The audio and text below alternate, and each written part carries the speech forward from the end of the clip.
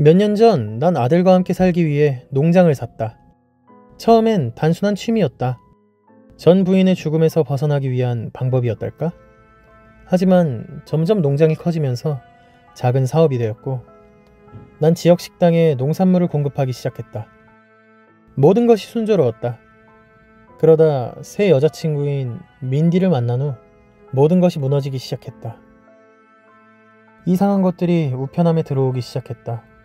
갓 지은 쌀알 한 줌, 시든 꽃다발, 그리고 내 오래된 결혼 반지. 같은 시기에 우리 집 뒤쪽 닭장에서도 문제가 발생했다.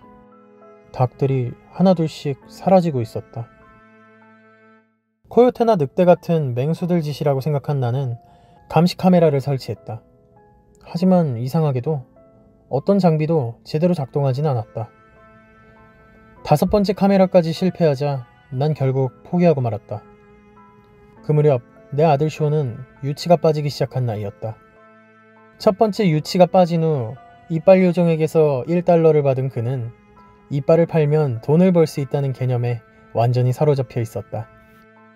어느 날 밤 난 쇼니 베개 밑에 작고 검은 돌멩이를 넣고 있는 걸 발견했다. 뭐 하는 거야? 내가 묻자 쇼는 해맑게 웃으며 대답했다. 닭 이빨을 넣으면 요정이 속아서 돈을 줄 거예요. 나는 웃으며 아들에게 닭은 이빨이 없어 설명하려 했다. 하지만 쇼는 단호했다. 있어요. 닭장에서 찾았단 말이야. 난 장난스럽게 그의 말에 맞장구를 쳐주기로 했다. 그래서 그날 저녁 우린 손전등을 들고 집 뒤쪽 닭장으로 향했다. 닭장 근처를 지날 때였다. 어딘가 이상한 기분이 들었다. 돼지들이 깨어나 있었다. 놈들은 우리 구석에 몰려서 닭장을 뚫어지게 바라보고 있었다. 짧게 또 급하게 코를 킁킁거리고 있었다. 마치 무언가를 두려워하는 것처럼. 하지만 쇼는 아무것도 눈치채지 못한 듯했다. 오히려 그는 기분 좋게 닭 이빨 노래란 걸 만들어 부르며 깡충깡충 뛰어가고 있었다. 그때 나는 다른 소리를 들었다. 쩝쩝 하는 닭장에서 무언가 씹는 듯한 소리가 들렸다. 난 확신했다. 이것이 바로 닭을 죽이던 범인이다. 난 즉시 쇼를 안아올려 집으로 뛰어갔다. 그리고 총을 들고 다시 닭장으로 향했다. 하지만 닭장 안은 고요했다. 대신 바닥에 피로 쓰인 글씨가 있었다. 죽음이 우리를 갈라놓을 때까지. 그 순간 집안에서 쇼의 비명이 들려왔다. 난 정신없이 집으로 뛰어갔다. 뒷문을 열려 했지만 문이 잠겨 있었다. 쿵! 또 한 번의 비명. 난 발로 문을 차 부셨다. 그리고 그 안에서 벽과 바닥, 주방 곳곳에 닭의 피로 적힌 메시지들이 있었다.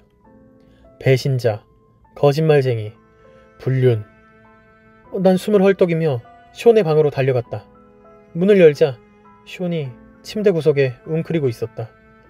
쇼는 침대 시트로 몸을 덮고 겁에 질린 얼굴로 내 뒤쪽을 응시하고 있었다.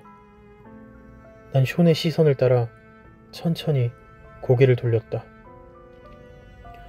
그리고 썩어 문드러진 내 전부인의 얼굴과 마주쳤다. 그녀가 비명을 지르며 내게 달려들었다. 난 충격에 중심을 잃고 넘어졌다. 그녀는 내 위에 올라타 손톱으로 내 얼굴을 긁으려 했다. 난 필사적으로 총을 가로로 밀어넣어 그녀의 거리를 벌렸다. 그때 그녀의 콧구멍에서 지네 한 마리가 기어나왔다. 그것은 천천히 그녀의 눈 밑으로 스며들었다. 순간 그녀의 머리가 빠르게 흔들리더니 입을 벌려 수백 마리의 벌레와 곤충들을 토해내기 시작했다. 난 소름 끼치는 감각에 몸을 비틀며 총을 떨어뜨렸다. 그때 그녀가 내 팔을 물어뜯었다. 악하는 비명과 함께 아프게 울부짖을 틈도 없이 나는 뼈가 으스러지는 소리를 들었다. 눈앞이 하얘질 정도로 고통스러웠다. 비틀거리며 총을 다시 붙잡고 남은 한 손으로 방아쇠를 당겼다. 탕! 총알이 그녀의 얼굴을 꿰뚫었다. 벌레와 검은 액체가 흘러나왔다. 난 즉시 쇼를 안아들고 집 밖으로 뛰쳐나갔다. 등 뒤에서 들리는 건 끔찍한 아내의 울음소리뿐이었다.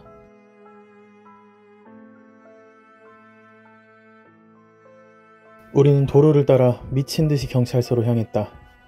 경찰서까지 절반쯤 왔을 무렵 갑자기 심장이 철렁 내려앉았다. 민디. 저녁이 지나고 우리 집에 오기로 했었다. 나는 한쪽 팔이 성한 상태가 아니었기 때문에 시온에게 내 핸드폰을 건네주고 민디에게 전화를 걸게 했다. 하지만 그녀는 전화를 받지 않았다. 계속해서 음성사서함으로 넘어갔다. 난 즉시 차를 돌렸다. 그리고 악셀을 끝까지 밟아 집으로 질주했다. 집이 한 블록 정도 남았을 때 차 창밖으로 민디의 차가 보였다. 그녀는 이미 도착해 있었다. 난 급하게 차를 세우고 시온을 차에 가둔 뒤 집 안으로 뛰어들어갔다. 집 안은 죽은 듯이 조용했다. 너무 조용해서 내 숨소리조차 귀를 찌를 정도로 크게 들렸다. 삐걱거리는 마룻바닥 소리가 폭탄이 터지는 것처럼 느껴졌다. 난 집 안을 샅샅이 뒤졌다. 그리고 마지막으로 하나 남은 곳, 내 침실 문 앞에 섰다. 손을 문 손잡이에 올리고 조심스럽게 문을 살짝 열었다. 그 순간 내 평생 맡아본 것 중 가장 역겨운 악취가 코를 찔렀다. 난 본능적으로 숨을 들이마신 뒤 숨을 참으며 문을 열었다. 그러나 이내 참지 못하고 숨을 내뱉으며 격렬하게 기침했다. 구역질이 치밀러 올랐다.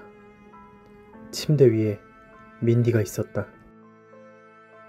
마치 누군가 거대한 아이스크림 스쿱으로 뱃속을 퍼낸 것처럼 그녀의 배는 텅 비어 있었다. 나는 눈앞의 광경을 믿을 수 없었다.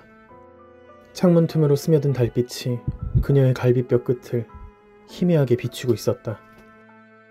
비어있는 복부는 어두운 동굴처럼 보였고 빛을 머금은 갈비뼈는 마치 괴물의 이빨처럼 빛났다. 그녀의 이마에 새겨진 글자를 발견했다. 배알도 없는 년. 그 메시지가 나를 향한 것임을 직감했다. 다시 정신없이 뛰쳐나와 시온에게 달려갔다.